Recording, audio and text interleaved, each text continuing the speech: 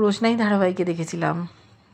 রোশনাইয়ের কিছু মনে আসছে না। সাধু বাবা জিজ্ঞেস করেছেন, কিন্তু মনে করার চেষ্টা করলে মাথায় যন্ত্রণা করছে। ওদিকে পুলিশ ইন্টারোগেট করছে সুরঙ্গমাকে, বিচার চাইছে পরিবারের লোকজন।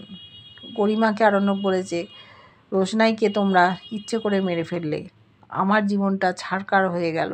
আমি যে কত কষ্ট পাচ্ছি বুঝতে পারছো না। ভেবেছিলে রোশনাইকে তোমরা পৃথিবী থেকে সরিয়ে দিয়ে আমার মন থেকে সরিয়ে দেবে? সেটা কোনো দিনই হবে না।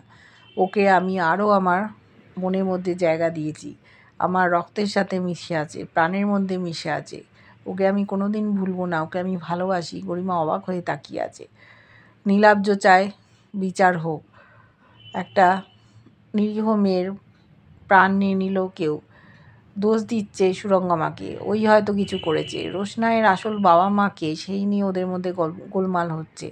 ওরা কিন্তু জানে যে ওর বাবাকে। গরিমাকে ফোন করেছিল আরণ্যকের বাবা, ওখানে যেতে বলেছে, কিছু একটা কথা বলবে। এদিকে নাচের আয়োজন করেছে আশ্রমে। রোশনাই হয়তো নাচ করবে। সুরঙ্গমা, রঞ্জন প্রসাদজি, সুদর্শনার নাম বলেছে।